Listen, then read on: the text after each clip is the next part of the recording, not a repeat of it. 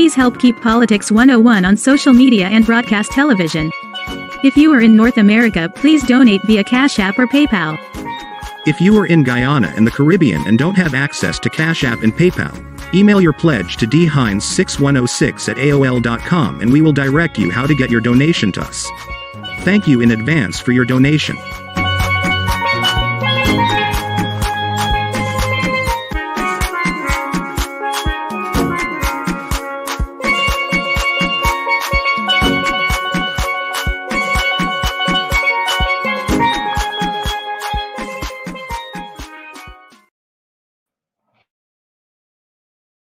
Politics 101, we had some technical difficulties. These things do happen, but we're back and we want to continue the discussion that we started with the General Secretary of the Teachers Union, the GTU, Coretta McDonald, and standing by. We have Vanessa Kissoon and Dion Abrams joining the conversation. Coretta, let me just get an update from you, and then I'll bring in Dion and Vanessa. What has been the response in the first 2 days of the call to action, boots on the ground? Well, boots on the ground. We started building the momentum last week in every region across this country. And I must take time off to commend, before I go there, to commend our teachers in Region 9, Lethem in particular. They have been out there for the last 3 weeks. I must commend them.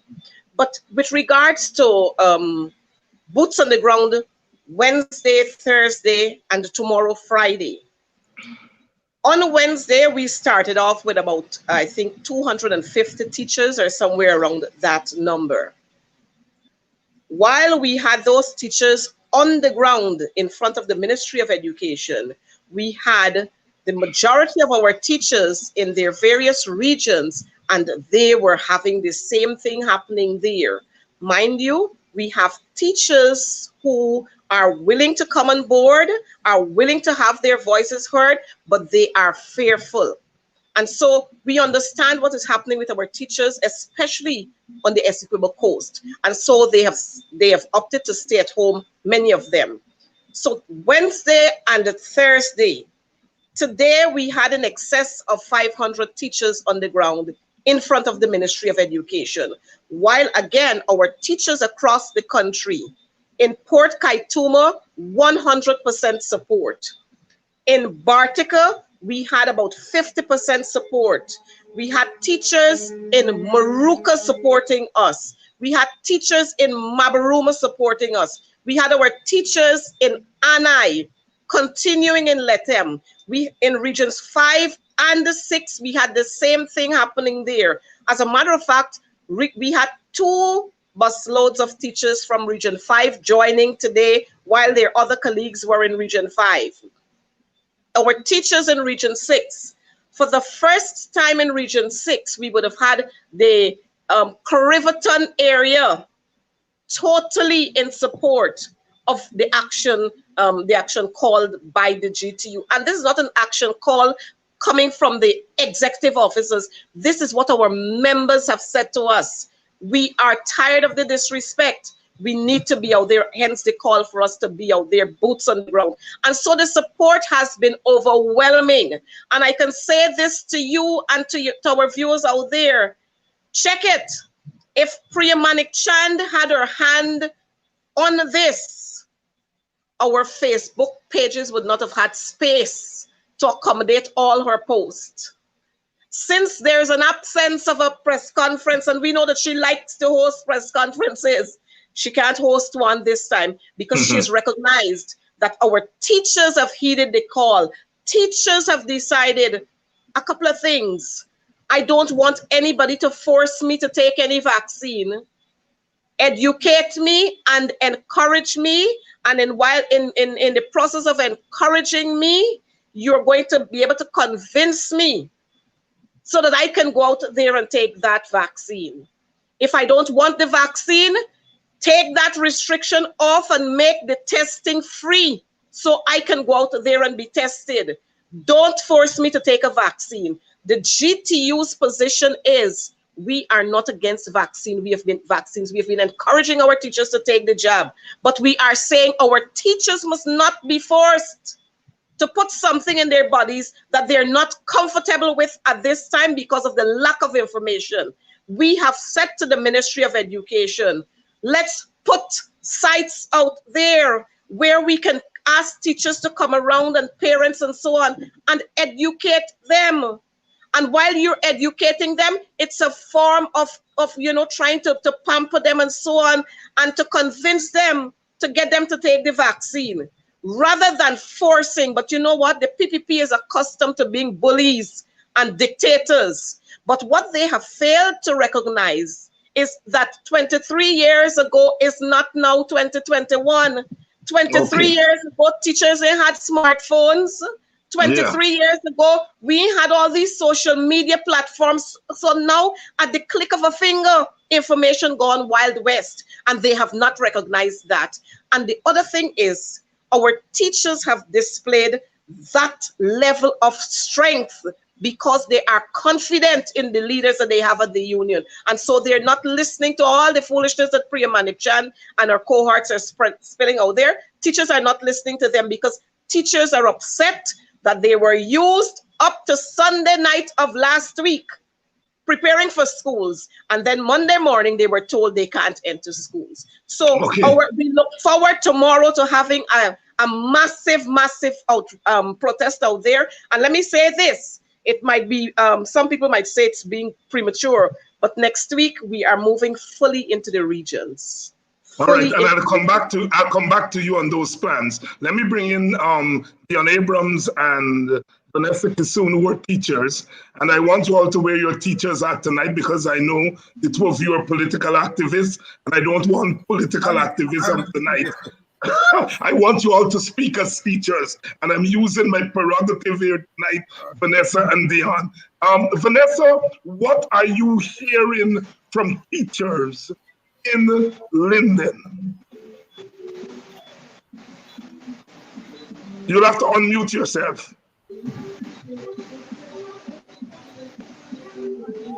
Sorry about that. First, let me say Almighty God is great, and I always give God praise and thanks for life. I'm hoarse, so I'm going to speak. I don't know if you. I hope you're hearing me properly. Yes, we are hearing you quite clearly. Yeah. Let me say also thank you for having me, and it is indeed a pleasure to share the platform with my colleagues tonight, and to your listening and viewing audience. Pleasant good night. Let me say, and you know I like to open with these quotes, Dr. Hines. So I must begin by saying, we must learn to live together as brothers, or we will perish together as fools. The late Dr. Martin Luther King Jr. I like to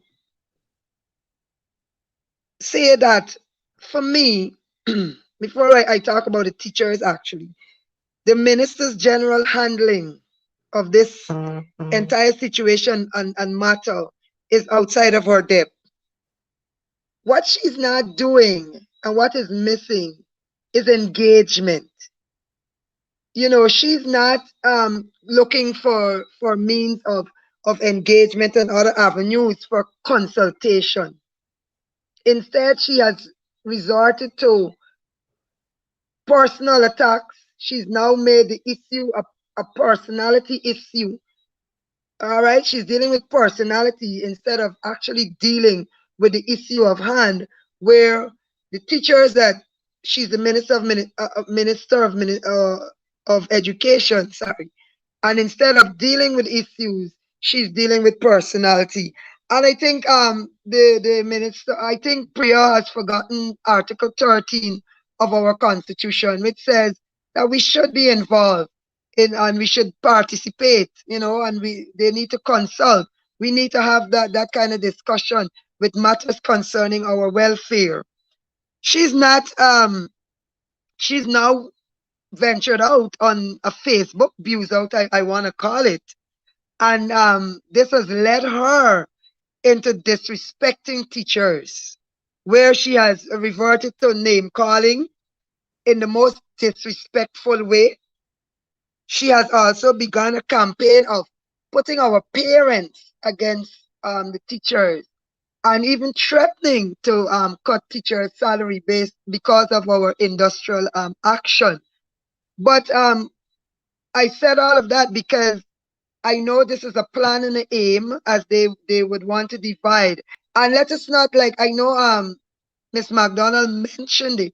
Teachers were out there, we were teaching, we were doing face to face, whether it was at the primary or at the secondary level, fourth to grade 10 to grade 13. Some teachers were having their grade 6. And I heard the minister said that teachers were involved in black market education, which makes her look very incompetent. Because when we have black market, it means she's not doing her job as the minister. And so what is also disappointing is that, as mentioned by Ms. McDonald, teachers were used. They were used to do all sorts of things, whether it's because we care. No one cared about vaccination then. No one forced persons and said, you know, we you all need to be vaccinated, teachers, before you come to share out the because we care. In fact, ministers went to all the regions. They had long engagements. They weren't much social distancing in some cases, rain and parents clustered together and all of that. And so now to treat teachers in that way, you know, you use them, you abuse them, and now your game is to try to confuse them.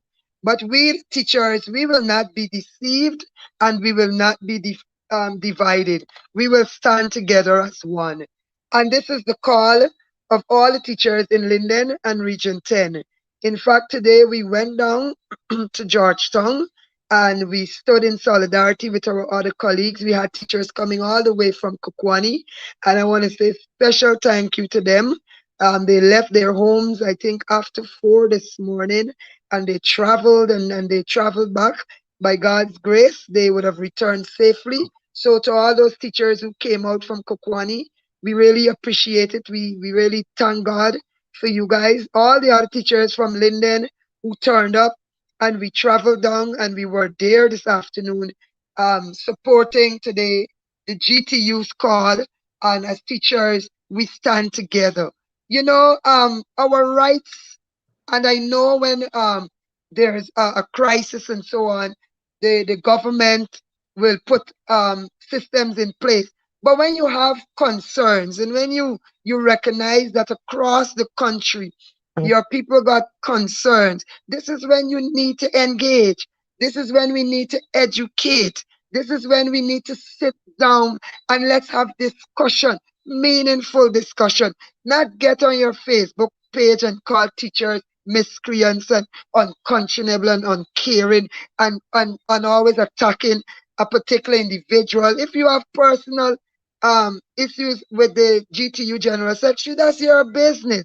That is not our business. Our business is education. Our business is the people, is the children of this nation. Our business, we are molders of this nation. So our business is not what you think about an individual or you feel about an individual. Engage with us. Whether you like it or not, she is the General Secretary of the Guyana Teachers Union, and you will have to engage with her because we voted her and we elected her to be there to represent us. So don't come now trying to make us feel that, you know, she's not. We don't feel that she's not capable, you know. We feel Priya is not capable. And we feel Priya should go because she's not handling this matter in the manner that it should be handled. Right. Let me get Dion Abrams in here, Vanessa. Thanks for those introductions. Dion, I in my introduction, I said I tried to make the point that what we have here is a clash that goes beyond the teachers' issues. It goes to the heart of our society. We have a divided society that is faced with a crisis that demands unity. But we have at its core a divided society. And so we have this clash of the need for unity, but the foundation is a foundation of division. Speak to that. Well, David, I always talk about the racist nature of the PPP.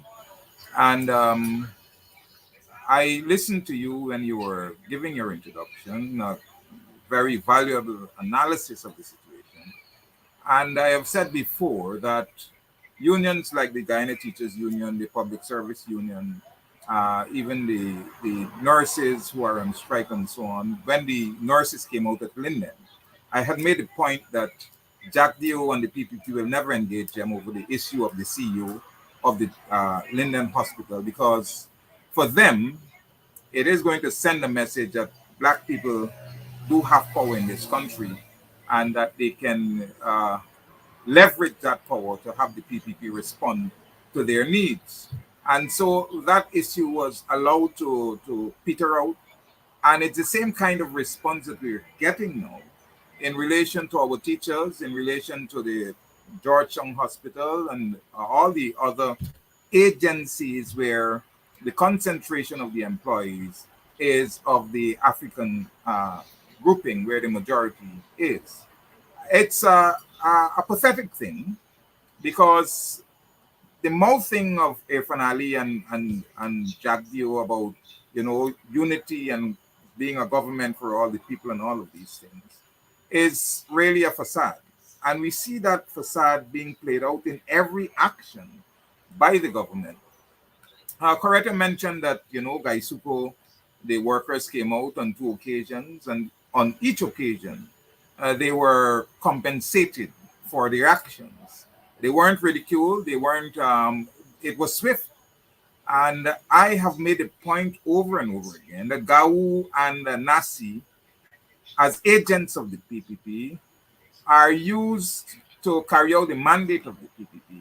That whenever the PPP wants to give the workers of Gaisupu, who are majority PPP supporters, when they want to give them incentives, that they speak with these unions and have them call out the workers so that they can say, well, look, the workers have made a demand and that we can meet that demand.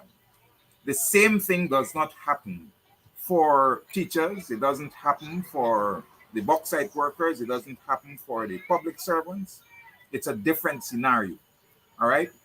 We have to understand the power play here. We have to understand the dynamics, because for them, they want us to be beaten down to the extent that we feel no longer capable of representing ourselves. And that is why the strike with the teachers is so critical and so important. The teachers are demonstrating, right? And the people of Linden are demonstrating that, no, you don't have it that way.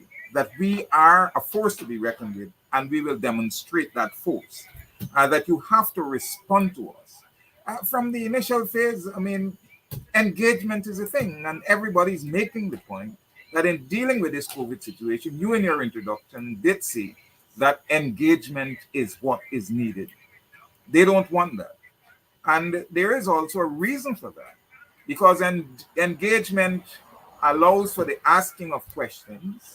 You understand? So that people the people who are engaging will want to know what the status quo is in relation to things like spending, preparation, available budgets and all of these things. And all of these things are things that the PPP has clouded in secrecy. You see? They don't want people to get information that will give them the power to speak to issues of the economy and to the nature of the administration and its governance. So engagement is not their game. It's a matter of hiding the fact from the society. Only recently, the chairman of the Olympic Association, Juman Yassin, was making the point that they're presenting false figures of the nature of crime in the country. that crime is basically going haywire. But the figures that they're presenting is that crime is under control, that there is a reduction in crime, and they're doing that with everything in relation to the economy. And so we are basically pawns in their game that they're Their trying game. to. Yeah, Coretta, let me get you back in here. Let me get you back in here, Coretta. Because you face a challenge, and we have to be frank. Yes, your agenda is broad in the sense that you're seeking to bring to the table real industrial relations issues that the government has not addressed. But all those issues are being drowned out by the very strident response of the teachers and nurses, others in the society, to the government mandates. The government saying you have to be vaccinated. That and I follow what people on the line are saying. They're saying my body, my choice. You know, as leaders, we have to contend with that. And there is a thin line between being anti-vaccine and being anti-faith. And I think as leaders, you all have to grapple with that in the sense that while you support your members expressing and affirming their right not to be bullied, there must be concern that the COVID-19 numbers are rising. How do you, and I'm asking you this question, not because I expect you to have a ready answer, because I don't. To me, that's the crux of what we are facing. I mean, how do we exercise our right not to be bullied, but at the same time be conscious that numbers are rising out there? Speak to that if you can.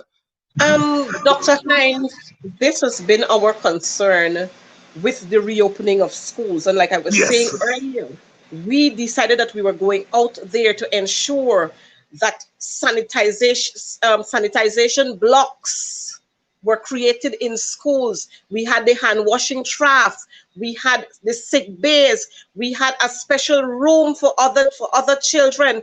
There were so many things that we had on that checklist there, which I'm not sure what happened. But we have seen, and we will continue to see our COVID numbers rising. As a matter of fact, the GTU was very concerned about nursery school children coming out to schools at age 3, 2, 3, 6, 3, 9. We were very concerned about that.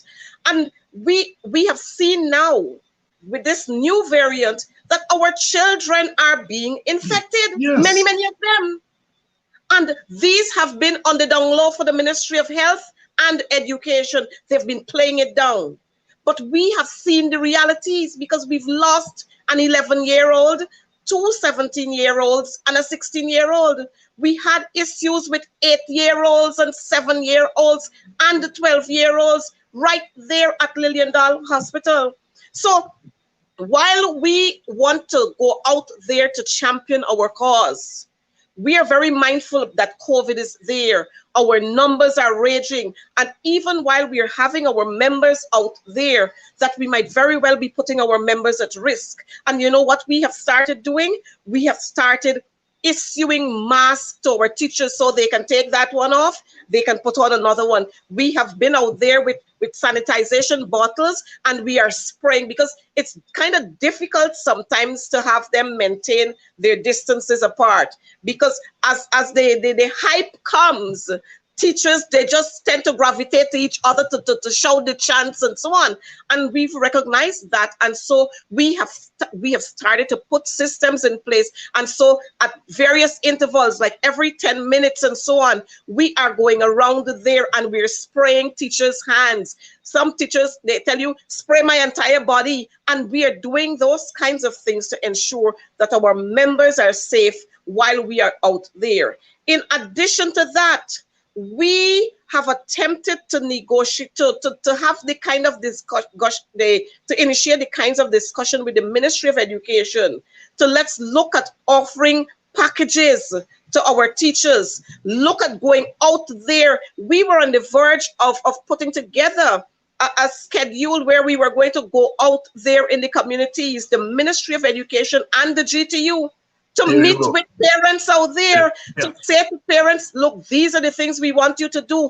Keep your children in while they're not at school.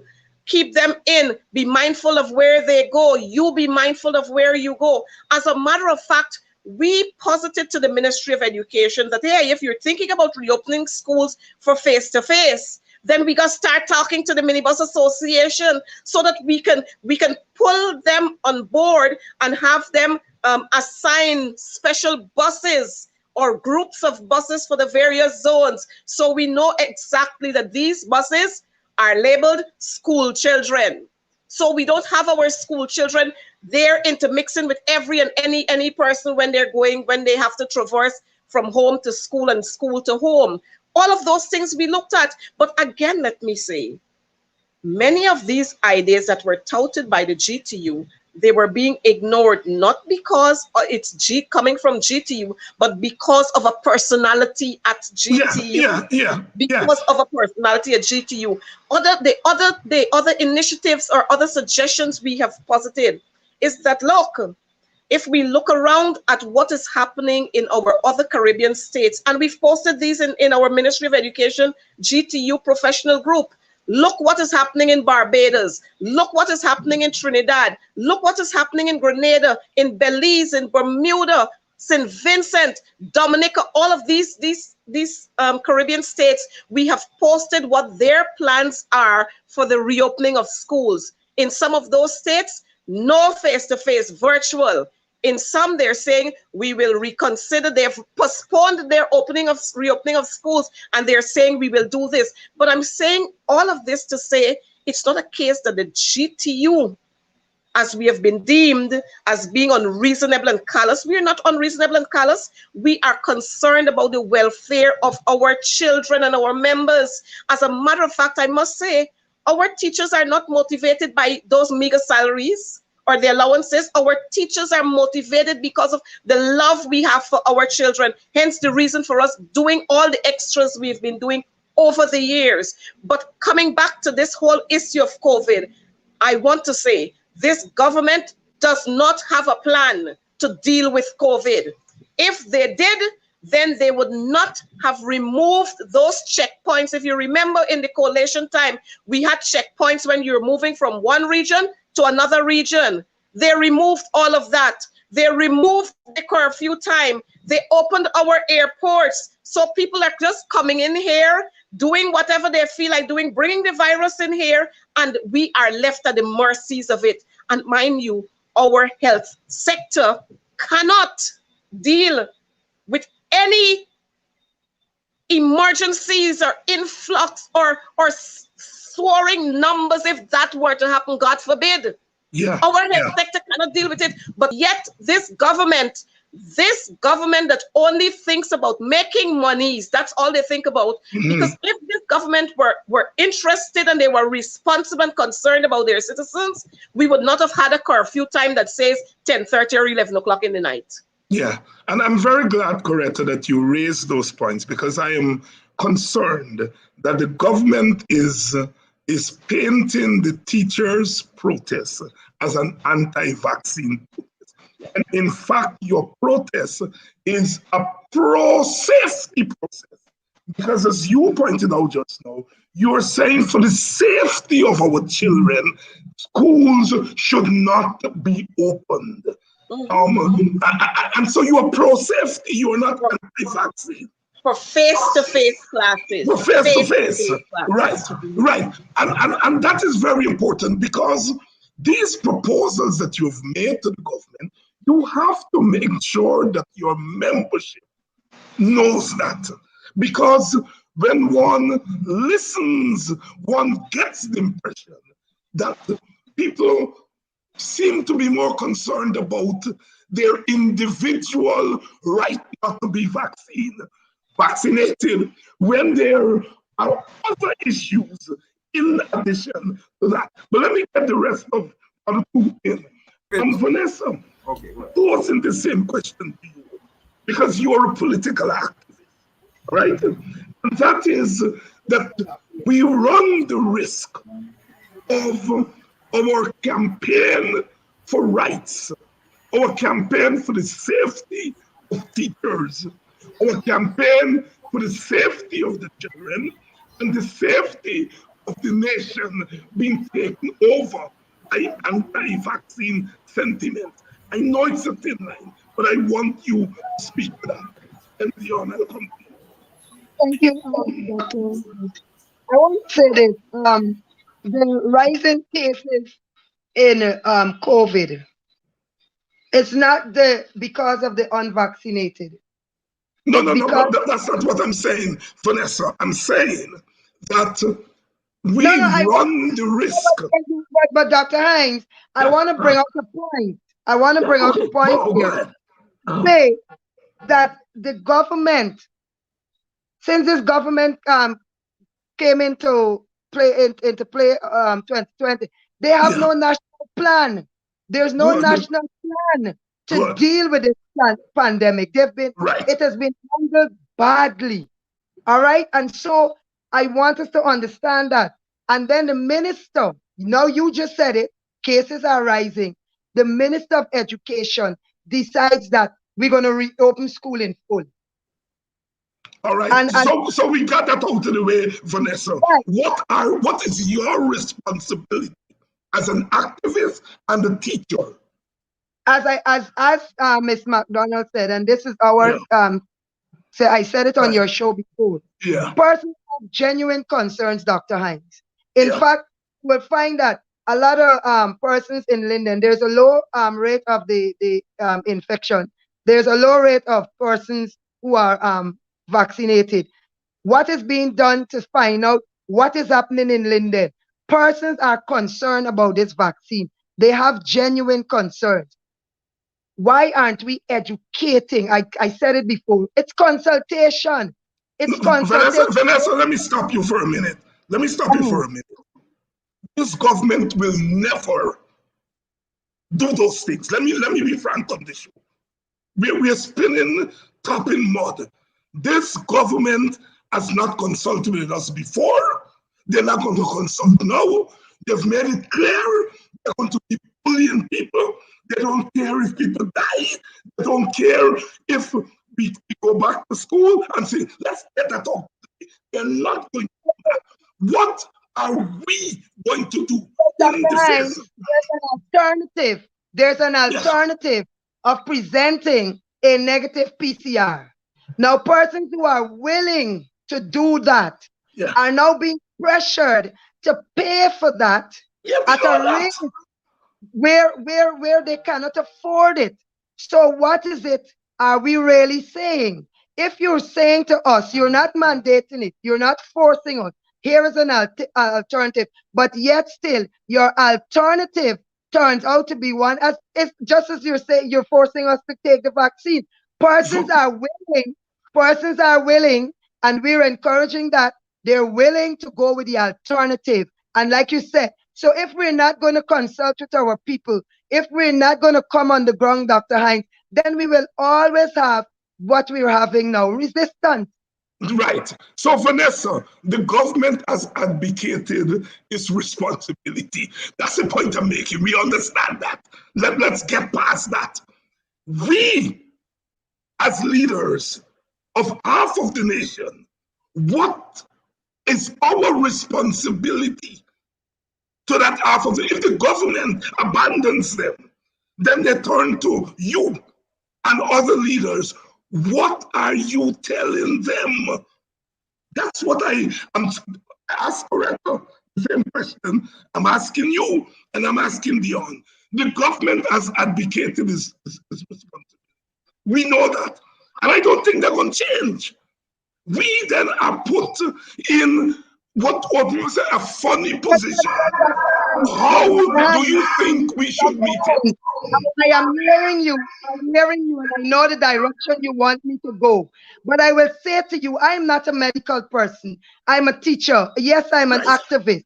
And if persons have genuine concerns that deals with health and all of that, I cannot answer that. I cannot say to them, go and take the vaccine, accept the vaccine when they have concerns. All I'm saying is that we need consultation. We need to be educated. And the people who are supposed to do that, they need to do it. And if they don't do it, then the people will continue to resist. Okay. Thank Dion, what is your responsibility as a teacher I mean, and you have an activist when the government has abdicated its duty? What's your responsibility as a leader? I'm going to go back to what you're trying to have us not say. You said that they abdicated their responsibility. It is not that, as Coretta said, that the government doesn't have a plan. They don't want to have a plan. That's right. I think what we need to do, David, is so if we are to get the figures of the deaths and the demographics in relation to those, and deaths according to ethnicity, I think it will give us a fair sense of what is happening.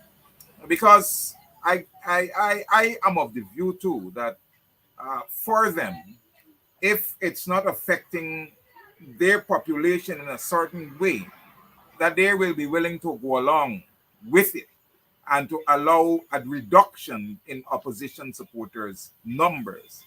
And so all these are things that are interplaying in the scenario that we're facing. Because all of the activities, they're not stopping parties in the villages and so on. They're allowing mingling within these communities so that this spread can take place. And so the population of the numbers of supporters of the opposition can take place. All right. So it's a concerted plan that they have. And it's a deadly and dangerous kind of a maneuver. And they're lying about everything. People who are going to the Liliendahl Hospital are telling us that they're not being fed. They're giving them cold food. They're giving them this thing, ramen. Whenever it comes, it's not hot and so on. That even the medication that they're receiving is not, they're being administered by people who are really not doctors and not, they're really nurses and all of these things. And so this plan is devious and it's deep. All right? Yeah. It is dangerous for us. But what we have to do, you're saying that they're not going to do it, but we can make them do it. And as political organizers, we have to force them into making a decision that is going to bring this country to the point where people's safety, right, is of great concern. And since the PPP came into power, we've never had a single day of lockdown in this country. In Grenada, in St. Vincent, in all of the other Caribbean countries, as soon as they discover 1-2 cases, they lock down for a week, they implement measures to reduce, the effects of the spread of that thing. They are opening up the situation for our children, our teachers, and everybody else to become affected. And that is why the numbers are critical and important to see who are dying from this disease.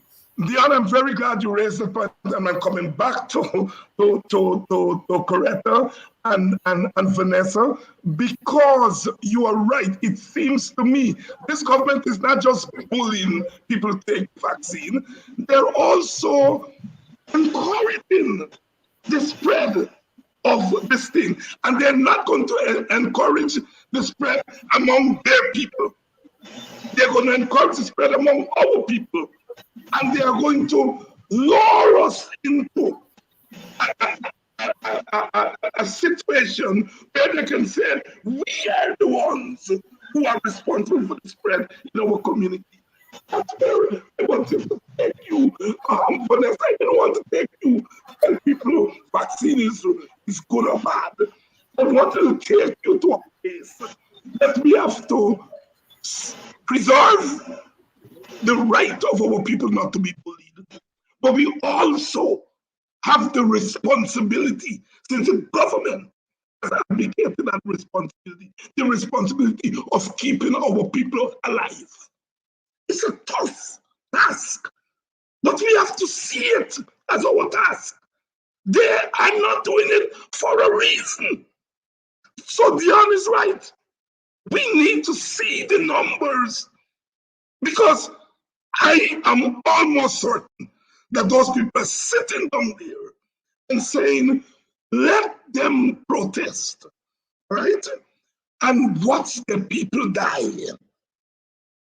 Coretta, let me bring you in here. Now I ask you to put on your politician hat.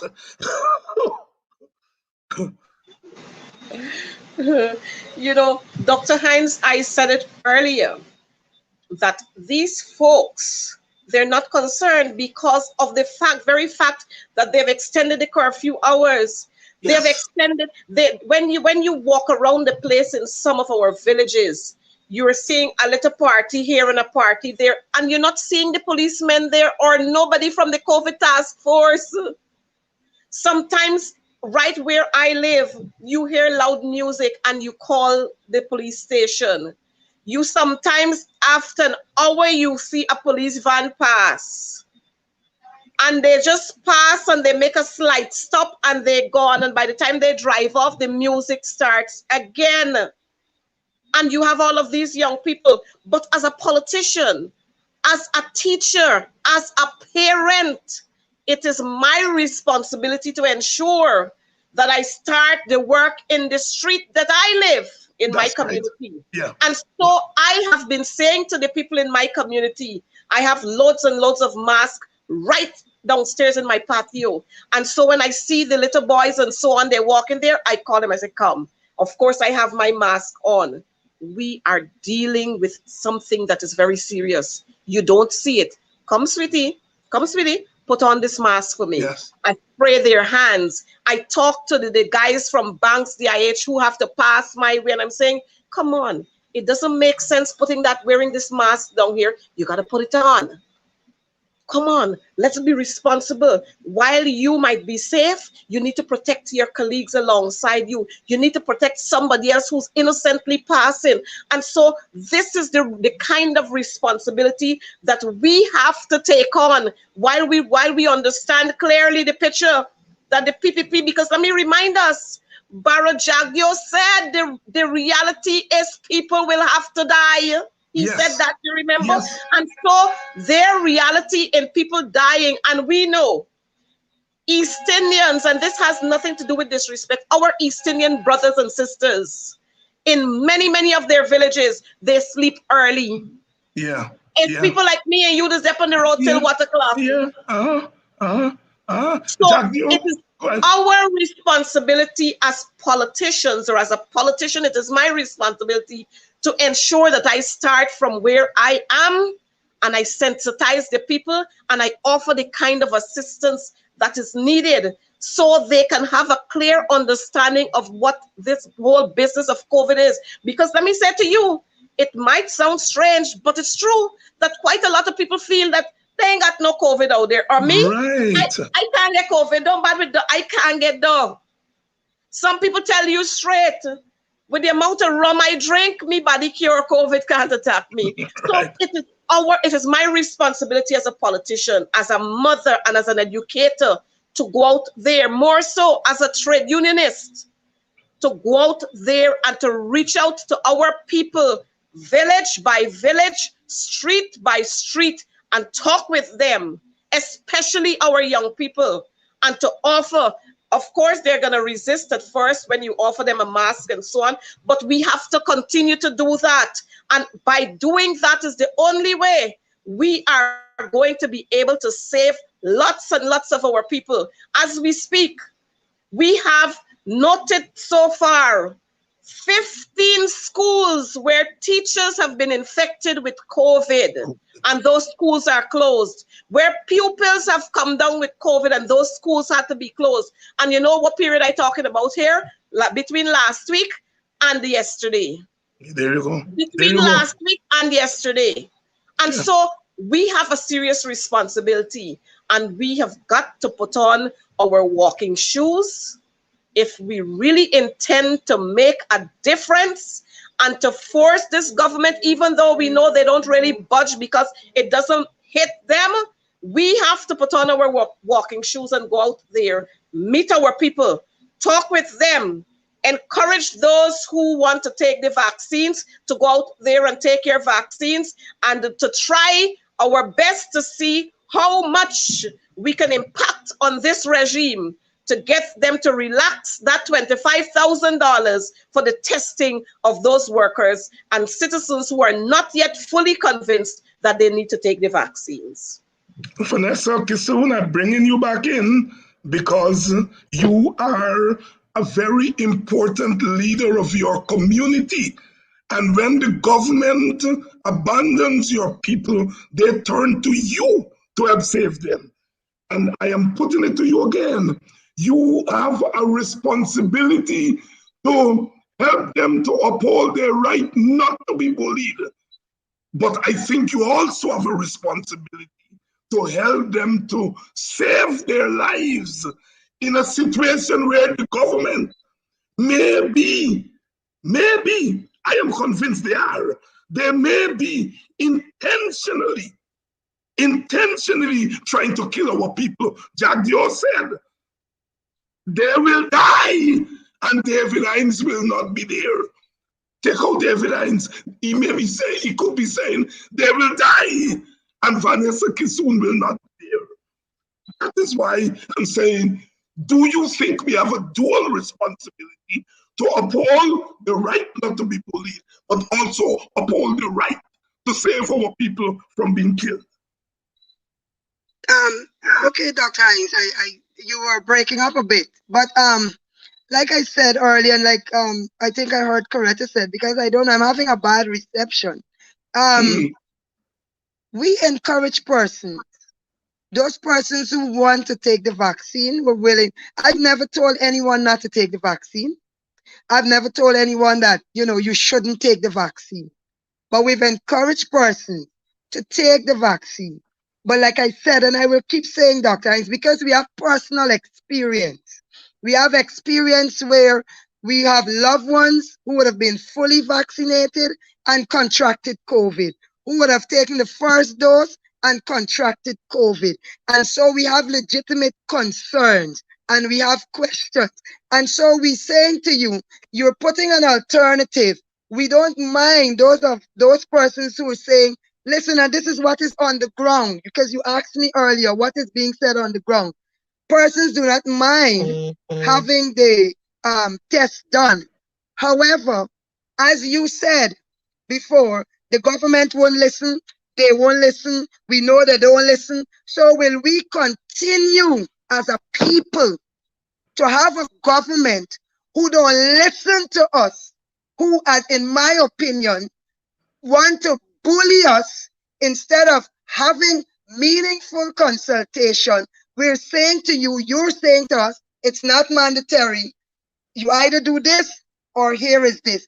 Yet still, you're putting a system in place that that persons cannot, and like Ms. McDonough said, reduce the cost, give us access. We want to be safe too. It's not like we want to put people's lives at risk. And it is not that. And that's something that is being said as if the unvaccinated or those persons who don't want to be vaccinated, we're putting the lives of those persons who are vaccinated at risk. When we have personal experience of knowing and not knowing, because you're in a home, persons are vaccinated. Okay, those persons started with symptoms and nobody knows who gave it to who. So, Dr. Hines, we have legitimate concerns. And I'm saying, the persons on the ground, we're saying to this government, come and have consultation. You cannot tell me because you're the government, you will not listen to me. You did it for 23 years. You're coming again. And I am to tell my 15 to be year old in December that, listen, wherever the government said, you just run with it. And I am to tell my people, just run out there with their concerns that I cannot address because I am not in that capacity. I am not a medical person to tell them, oh, I just take the vaccine. They're saying they have concerns. They have questions they need answered. Come down and talk to the people. They are willing to do the PCR, reduce the cost, and don't tell us we have to go at places where you say they are bullying us in every aspect, Dr. Hines, and we're expected as leaders to just what? Tell our people to line up and follow, because this government for 23 years, come back now, ain't listening, would never listen, and so we must just toe the line. I am saying tonight, I will not tell persons not to take the vaccines. Persons are willing to do the alternative. And again, you're making the alternative. You put it in such a way where it's in the end, you're just saying to us, if you don't do this, well, you might as well just take the vaccine. Deal with people concerned. It is being done in other countries. Coretta mentioned it before. They're going down and they're talking with their people from the head, not just the parliamentarians, from the head. Prime ministers and all, coming down on the ground and dealing with their people. We have to stand up, Dr. Hines. And I know where you're taking me, but I will say this. We have to, Dr. Hines. If not, our children's futures are doomed. Look, the little girl that took ill just after taking that vaccine. The government wanted our parents to cover it up. We have issues. Only this morning, the taxi driver that took me out to get the bus to come down was telling us, I'm irritating my throat. Anyhow, he was telling us that in the ward, Amelia's ward, a woman ran out to his car. You walking? You walking? He said, man, I'm going to pick up a show. I gotta go to the hospital. My daughter take the vaccine, and I know what happened to she. And that sort of thing. These things are real. And we have concerns, and this government cannot sit on its high horses and say to us after 23 years and coming now after being installed to tell us that we have to do this, and they have to listen to us at some point, Dr. Hines. They must listen to us at some point, and we must make them listen to us because we have genuine concern. And I, as a teacher, as a politician, as a women's rights activist, I cannot advise people. I said it before. Their parents in WhatsApp groups are asking us about their children who are asthmatic, people who are full-blown sickle cell and all of that. We don't know how to answer these questions, Dr. Hines. All we're asking for is meaning consultation, respect Article 13 of the Guyana Constitution, and then let's move forward. So, Vanessa, while we're waiting on that, can you tell your people to wear masks, to social distance? Dr. Hines, we do, and like Coretta said, we do that. I have extra masks in my purse. There are times I'm heading to Georgetown, and I look wrong. I take out the mask and say, sweetheart, or excuse me, sir, because some people beg, could you kindly, do you have a mask? If they say they don't have, and once I have in my bag, I always try to walk with extra masks. We have our sanitizers. We encourage each other to do that. When I'm on the road and people come to hug me, sometimes they're talking, you know what they do? They will have the mask down here. You know, they have it down here. Yeah. I would encourage them. Even today, I tell people, pull up your mask. Even if you want to breathe a bit, move away from the crowd. Breathe and pull up your mask. Vanessa, here is where I'm leading you. Come on the bully pulpit and do it. You do it interpersonally. But do it on this program. Do it as a leader. Not as an individual. That's where I'm leading you. I'm not leading you to any sinister place. I'm leading you to a place to say that you're breaking up. In the absence of the government not doing it, that you have a responsibility to do it. Anyhow, Dion, come back. Yes, David. Dion is there? Well, okay. I wasn't hearing you. You're breaking up a bit. How do you see this thing playing out, boy? We're critical point.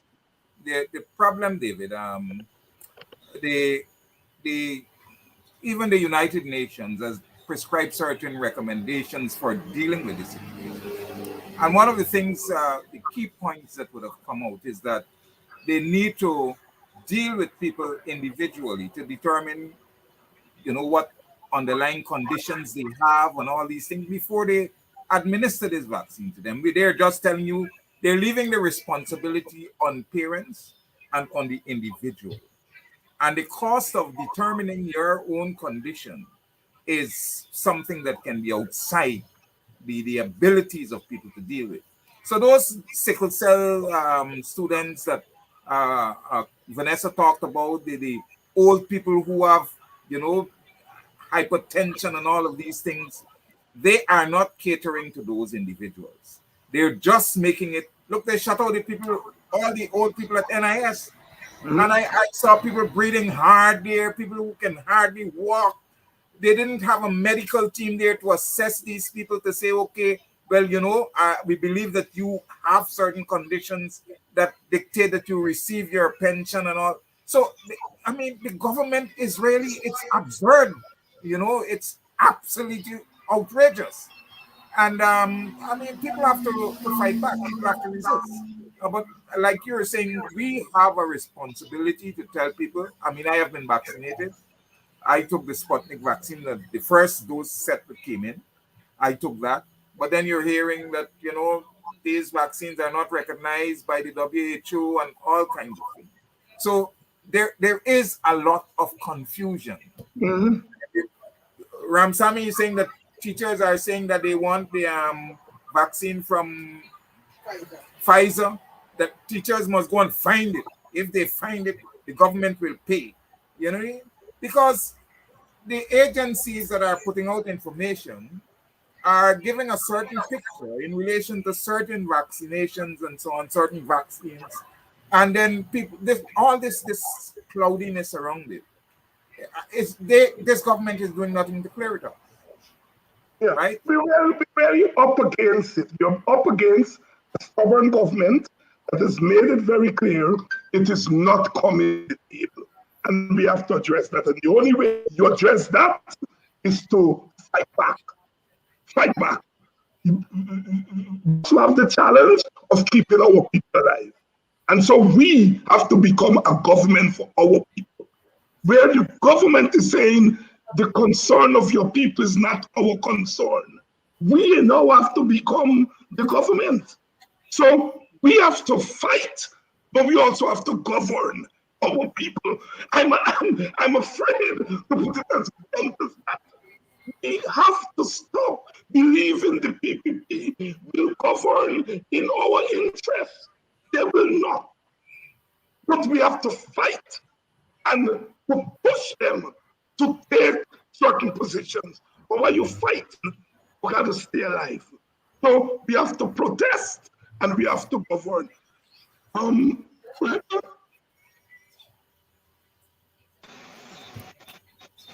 After the 3 days, you all got to meet and decide what will happen tomorrow and next week and so forth. Talk to us. Dr. Hines, we have already been assessing what has happened over the last 2 days. As a matter of fact, I joined you late because I was wrapping up a meeting with the executive members of the Guyana Teachers Union, and this is our entire exec. We were wrapping up, we were assessing the 2 days, what we want to see happen tomorrow, and where we go next week, for the entire next week. And so because we have our teachers spread all across this country, we can't have all of them come to Georgetown. We have to give them the kind of support that they need. More so, we have felt the pain of the pains of our members in Essequibo, the Essequibo Coast, who, because they are our Indo brothers and sisters, and that region is heavily politicized. So it's a challenge for them to want to support the cause of the union, to come out there, lest they be given all sorts of threats. And so we have to go out there We are going to be putting quite a lot of emphasis in some of our regions where we recognize that our teachers are under a lot of pressure. We're not going to force them to come to the streets, but we know what we have to say to them and what they will be doing. So come next week, you're going to see us in the regions, upping the tempo in every region across this country where our teachers are being prevented from going to schools. And I need to reinforce, this whole issue with us is not about the vaccine. It's not about the forced vaccines. It's not about what our teachers don't want. This has been a culmination of issues that would have given rise to what we are seeing here. What would have broken the back of the camel is the fact that our unvaccinated teachers were used as late as Sunday. And then on Monday morning, you tell them they can't go into schools. And so we are saying, and we've taken up the challenge that Leslie Ramsamy has thrown out to us. And I'm saying this guy, you know, the only legacy that this guy has is the legacy of ordering the approval and the importation of a spy machine to create confusion. No other legacy he has. But we have taken him up on that challenge because we are saying to them, our members are demanding Pfizer vaccines, those who want it. They're demanding Pfizer vaccines. And we have started the work of going out there to look for the people who can supply the vaccines. I hope when we give them the proposal, they ain't gonna back down then. So our teachers are saying, we want the Pfizer vaccines. Those who are not ready for the Pfizer vaccines, they are saying to us, tell the government, reduce, take off that restriction, remove that restriction, and make testing free of cost. If they're asking us to do the testing every day before we go into school, we are so open to doing it. We will do that. We will continue to wear our mask. We will continue to stay our distances. It is hard and difficult to stay 6 feet apart from your charges, but we will try as far as possible to do that. If you remove those restrictions and you don't direct us, because this is another form of bullying, where you're directing us to go where you want us to go to take the test. Yes. And so you're seeing how this whole thing, and that is why persons are hesitant to take this vaccine, because they're saying our government has made this thing into a money-making enterprise. When you telling me that I got to go and pay $25,000 at this place or that place or the other, when the government should be facilitating those testing at the hospitals and the health centers. So our teachers' position is, outside of the failure to honor the agreement, we are asking you to start looking at that ASAP. We are willing to return to schools, ease that restriction on us, because it's not only the restriction about going into the school buildings, you know. This restriction prevents our teachers from going to the banks, from going to GRA, from going to NIS, from going to the very departments of education to conduct their businesses. And so we're saying, remove those restrictions, address our issues. We are putting our hands out there clean with white flags, saying to you, come, we are ready to talk. We are ready to settle our business. As long as you are ready to genuinely settle our business, we are ready to talk. So I just wanted to make that clear, that we are doing everything that is possible, because we know what it is to have to deal with 1 or 2 generations of children who COVID would have affected, not them individually, but the presence of COVID that would have caused the entire education system to be reshuffled. We know what that can cause. And if you remember a couple of months ago, when I said, rather than if the government wanted to give parents a little $19,000 raise, you could tell them, well, look, we're giving you a little $19,000 raise. Don't put it under the guise of school grant, because school grant, to my mind and your mind and our minds, is to ensure that we get books, pencils, erasers, whatever that is, water bottle and little umbrella and so on that is needed for school. But you know, it is so crazy when you listen to a minister of education who would say to you, if the parent go and buy a water tank, the child still benefit. School grant we talking, you know. And I said then, rather than putting $19,000 into the hands of the parent under the guise of school grants, when you knew fully well it was just a raise you wanted to give them, the government should have gone out there and source tablets, load those tablets and give them to the parents. As a parent, you have 5 children, I'm giving you 5 tablets, because you see what is happening here right now? We are back to same square one, where children have to be engaged virtually and they have the same problems where they don't have gadgets at home. And if the mother has a phone and she got 3 children and all 3 of them got to be engaged at the same time, then somebody is 1 or 2 of the children are going to be left out because it's only 1 gadget we got. But you know what? Again, it was personalized. Coretta McDonald wants to be a dictator. She wants to dictate what our parents must do and how our parents must benefit from the government. And she's telling us what to do. Nonsense. And so this whole thing, rather than this government seeing a big picture to benefit this nation, we are so minute in our thinking that we tend to personalize things and to put it in this way, to say, oh, she is coalition, let's just try that. We ain't taking no suggestion from she, because the coalition gonna look good. And you know, this is how they have decided to go about this, by attacking Coretta McDonald and not listening to suggestions that are coming from the union. But again, we have to do what we have to do. While we are going to be on the streets demonstrating our disapproval, we are going to ensure that our teachers are safe out there, our children are safe, and by extension, their parents and our entire communities are safe, because we will go out there with masks. We're going to go out there with the hand sanitizers. We're going to try as far as possible to ensure that our teachers and parents who are on board with us keep their distances. I want to finally say, Dr. Hines, that this struggle that teachers are having is not a struggle against vaxxed or unvaxxed. It's not a struggle against parents. It's not a struggle that teachers are having with our children. This struggle is a struggle about respect and honoring obligations that have been signed on to. That is what our struggle is about. This struggle is about respecting me as a human being, as an individual, respecting my rights, and not forcing me to accept what you say because you feel you are the government. You can say it. And so we will stand up as trade unionists, as politicians, as parents, and as educators. We will stand up, because you know what?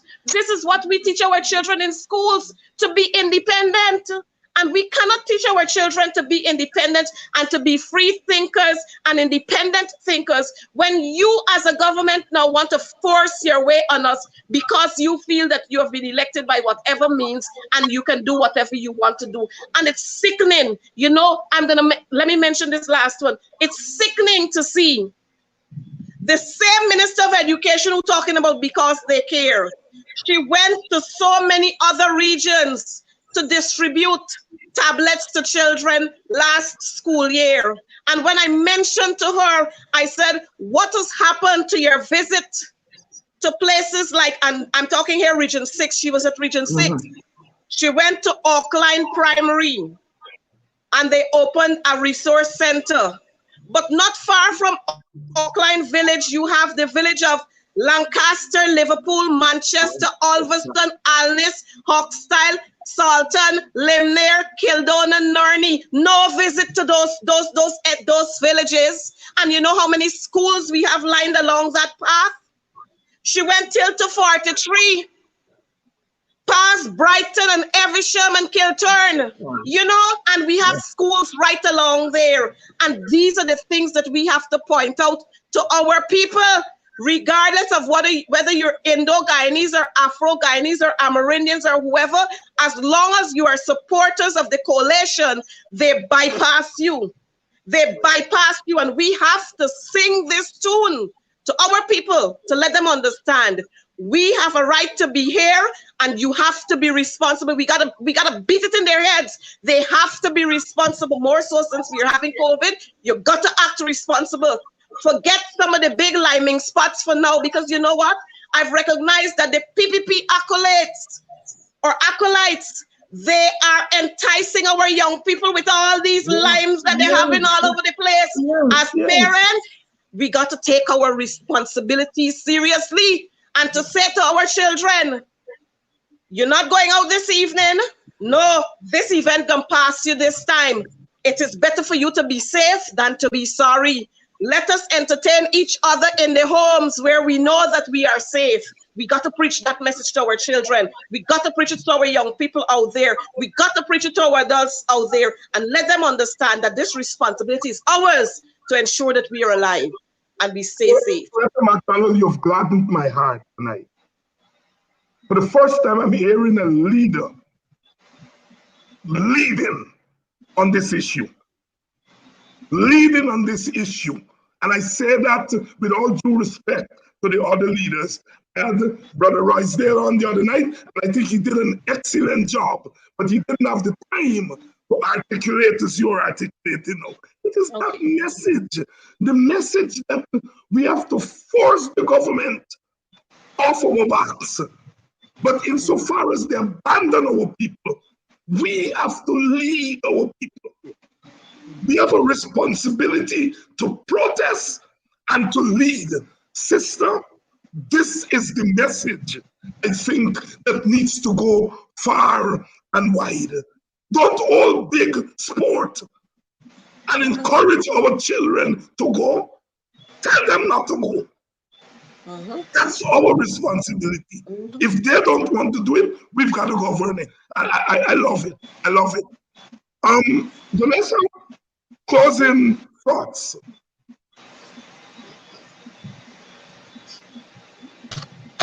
Thank you, Dr. Hines. I don't know what's happening on my end, but you guys are breaking up. But I hope you're hearing me. Yeah, we are hearing Dr. Hines, okay. Yeah. Before I close, I want to also say this, right? What is also happening, and this happened only Monday. I experienced this for myself, where auxiliary staff and teachers were locked out. The security guard said to them they cannot enter the school. But that security guard is unvaccinated. That security guard went to work, entered as a person who has not decided to take the vaccine as yet.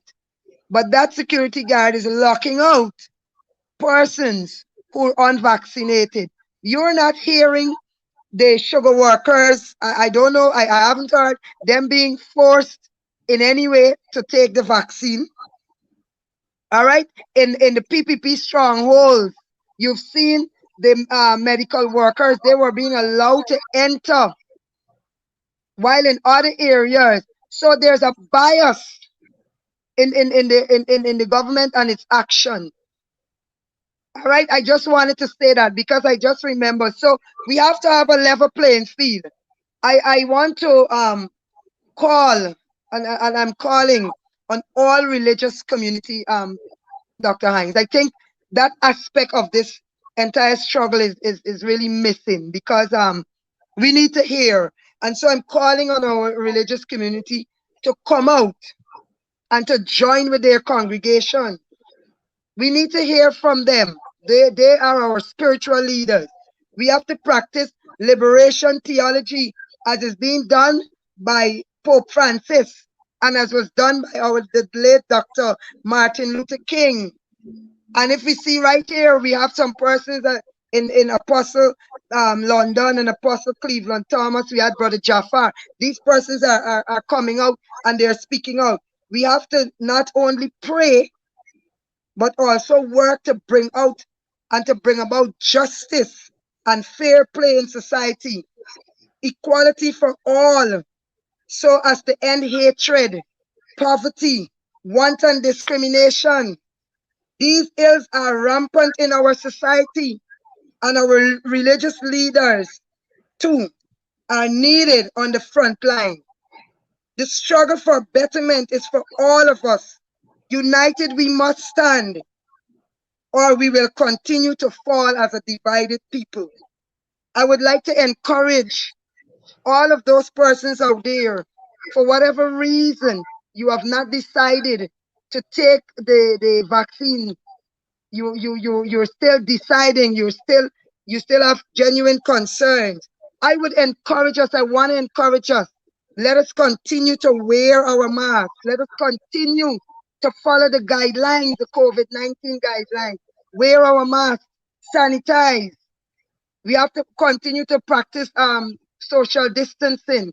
We need to do these things. And as Ms. McDonald said, encourage our family members, our children, not to go out there and let's not and be in large crowds and so on. And as she said earlier, yes, as we continue, we're practicing, we're sanitizing while we're out there, we're wearing our mask. I want to encourage my colleagues as we go out there again tomorrow, let us continue to wear our mask. Let us continue to practice the COVID-19 and adhere to the COVID-19 guidelines. I want to also close with this quote. Our lives begin to end the day we become silent about the things that matter. Dr. Martin Luther King. Dr. Hines, thank you very much for having me. It was a pleasure sharing the platform with my colleagues, Ms. McDonald and Mr. Abrahams. And to your listening and viewing audience, do have a pleasant night rest. And I pray that Almighty God will continue to cover us, to keep us, to protect us, and that we will continue to stand together in unity because we are one people, one nation with one destiny. Thank you. Vanessa Kissoon, always a fighter, regardless of the situation. Fighting is part of surviving. Fighting is part of surviving. Diana, closing thoughts.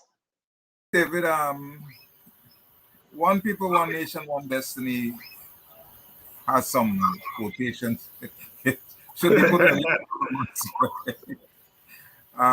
particularly with this administration, because all their quest is to divide, and they're channeling resources in one direction, as we have seen. But like in its 100th year of existence, they've taken away a major contract from them to give to one of their supporters. They're channeling you to be vaccinated at institutions where people are favorable to them and look like them and so on. So in every facet of life, it's to take from Black people in the country and to give to people who are deemed their supporters. And we went to number 53 on the quarantine, Union Village, and people told us there about the fact that number 54 and 52 were given hampers and all of these things for flood relief. And they were left out, they were excluded. When they protested and so on, they took the stuff that they brought for them and just dumped it at the end of the street and drove away and left it so that people had to go like dogs to pick them up and so on. So the treatment that we're receiving, it's really, it's outrageous and it's sickening. It's deep racism that we're facing, and it's deep racism that we have to fight against. And even in the COVID situation, they are trying to eliminate this section of the society so that their numbers can increase, while politically they're creating laws that will allow for JPs to sign on to people's nationality, giving them status as Guyanese and all of these things through the back door and so on. So it's a domination that they're aimed at, economic and political, and domination in every sense, while excluding the African population from whatever they're doing. We have to speak, David, to our people who are in the habit of promoting these parties and so on, encouraging these gatherings. We have to send a message to them that, look, you are playing into the hands of the people, because you are helping to facilitate their agenda of decreasing our population by spreading this disease. And I think that message has to get to them. they're not helping the cause in any way. And so we have to begin to design messages that will focus on the promoters and let them be educated while we educate the broader population, deal with the parents and so on. But we still have to fight. We cannot give up the fact that we need to make this government understand that we have a right to this country and we have a place in the state of everything that is taking place. The oil sector or the resources of the country do not belong to the PPP, and it's cabal. Thank you. Neil Abrams, Boxman, like it is. Correct? You've been brilliant tonight. I wish we could do this for the rest of the night, but you got to go and get some rest tomorrow. The boots have to be on the ground. Closing thoughts. I just want to say again, Dr. Hines, to our listening audience out there, those who are watching us, that this struggle is not a struggle for one race or one political party. This is a struggle for all of us. And so we have to see this as our means of helping each other, of being able to save each other. Mind you, while the forcing of the vaccine is being perpetuated on one end, at another end, we are seeing not the force, but we are seeing we are seeing not the force, but we are seeing the force in a more subtle way, where we are having the parties being organized by some of these real big organizers, and they're putting the little caption there: you have to be vaccinated before you come here. You have to be vaccinated. So you see, the people know how to get their business over and they know how to sell and make a profit. And we have to be guarded against these things. And that is why I would keep emphasizing that our responsibility is to go out there and to ensure that we save our people by educating them. And we can't do this today or next week or the other week and then we relax. We have to do this every day. Every opportunity we have to ensure that we do that.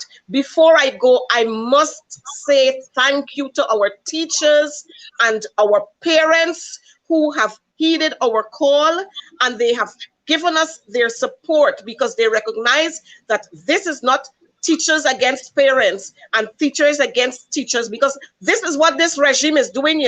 They know about the divide and rule business, and so they are trying to put teachers in the light where they're saying teachers are uncaring.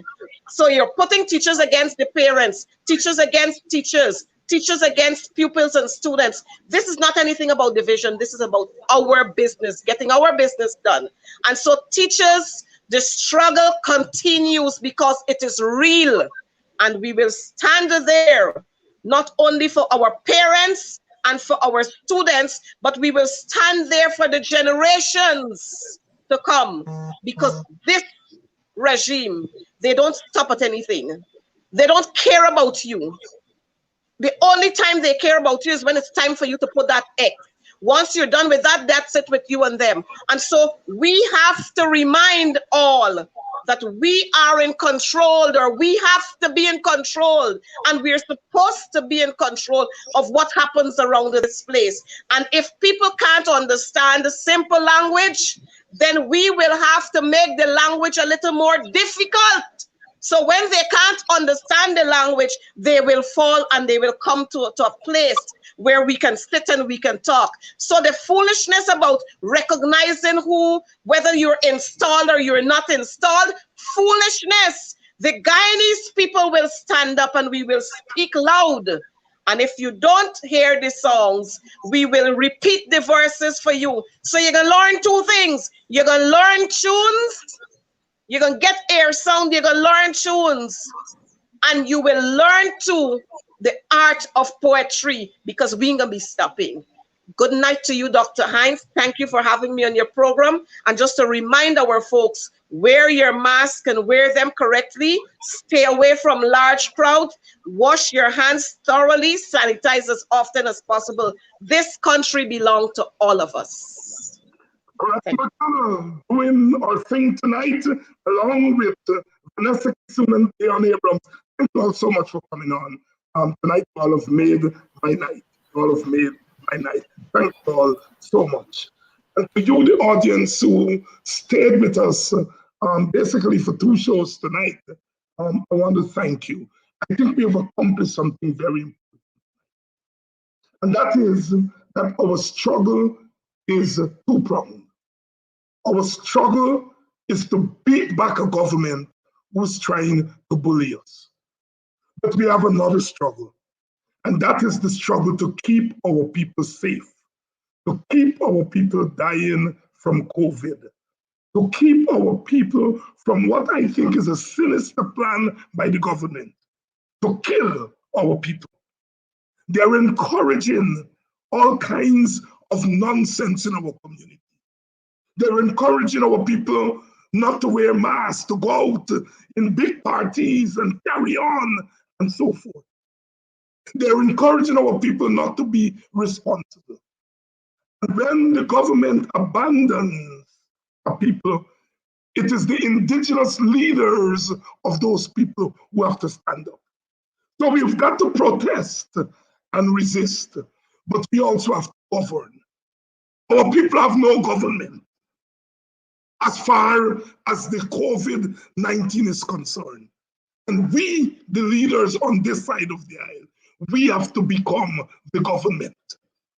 So we are resisting. We are fighting for our rights. We are fighting to make the government do what it's supposed to do. But we also are governing our people. We have to govern our people so that our people stay alive. Our people stay alive. Good night. I love you all. And I can go on with this all night. But you all gotta go. I gotta go. Tomorrow is another day. The teachers are out there. Other teachers join. If you can't join and you're home, find ways and means to give solidarity. Our struggle is not about pro-vaccine and anti-vaccine. Our struggle is against injustice. Our struggle is for the right, our individual right, not to be coerced. Our struggle is to stay alive in the midst of a pandemic. Good night. Gone. Please help keep Politics 101 on social media and broadcast television. If you are in North America, please donate via Cash App or PayPal.